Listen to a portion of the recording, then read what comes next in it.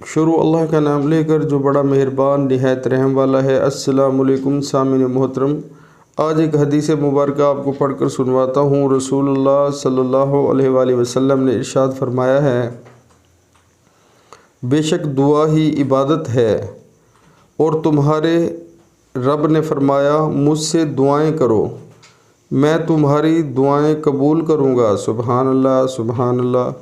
پیارے مسلمانوں، اس حدیث مبارکہ میں حضور پاک نے بتا دیا ہے کہ دعا بھی جو ہے وہ ایک عبادت ہے، اور ہمیں جو ہے دعائیں کرنی چاہیے، کیونکہ ہمارا جو رب ہے وہ دیکھنے والا، سننے والا اور دعاؤں کو قبول کرنے والا ہے۔ سبحان اللہ۔ تو پیارے مسلمانوں، جب بھی کوئی دنیاوی پریشانی، کوئی مشکل حالات آتے ہیں تو صرف اللہ کے سوا اس کو کوئی حل کرنے والا نہیں ہے، اور ہمیں جو ہے اپنا زندگی میں 5 وقت نماز کو لازمی پڑھنا چاہیے، اور ہر نماز کے بعد جب ہم دعائیں کریں گے تو انشاءاللہ ہماری دنیا بھی بہتر ہوگی اور آخرت بھی بہتر ہوگی۔ لیکن افسوس سے کہنا پڑتا ہے کہ ہم 95% مسلمان پوری دنیا میں با جماعت نماز نہیں پڑھتے، عورتیں ہیں جو وہ گھروں میں بھی نماز نہیں پڑھتے۔ تو پیارے مسلمانوں، جب ہم نماز ہی نہیں پڑھیں گے تو ہم اس عبادت کو کیسے کریں گے جو کہ دعا کی صورت میں ہے؟ اور اکثر لوگ جو ہے وہ نماز کے بعد دعائیں بھی نہیں مانگتے اور ایسے ہی اٹھ کر چلے جاتے ہیں، تو وہ اپنے لیے جو ہے ایک بہت اچھا موقع جو ہے وہ اس کو ضائع کر دیتے ہیں۔ اللہ تعالیٰ دعا قبول کرنے والا ہے، ہر انسان جو ہے وہ نیک ہے۔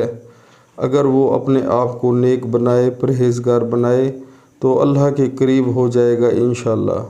پیارے مسلمانوں، جب ہمارا ذہن جو ہے وہ شیطان کے راستے پر ہوگا تو ہمارا دل کرے گا کہ ہم 24 گھنٹے جو ہے وہ پلیت حالت میں رہیں، یعنی کہ ہمارے کپڑے صاف بے شک ہوں یا نہ ہوں، ہمارے جسم پر پیشاب کے چھینٹے جا رہے ہوں، اس کے علاوہ جتنے بھی شیطانی کام ہیں یعنی کہ ہم کرتے رہیں، ہمیں جو ہے وہ بالکل بھی دل نہیں کرے گا کہ ہم جو ہے وہ پاک صاف رہیں، اور اللہ تعالیٰ بھی اس انسان پر جو ہے وہ شیطان کو حاوی کر دیتا ہے، اور وہ جو ہے جب تک اللہ کا حکم نہیں ہوتا وہ بندہ پاک صاف نہیں ہوتا، نہ اس کا جسم پاک ہوتا ہے نہ ہی اس کی روح پاک ہوتی ہے۔ سبحان اللہ۔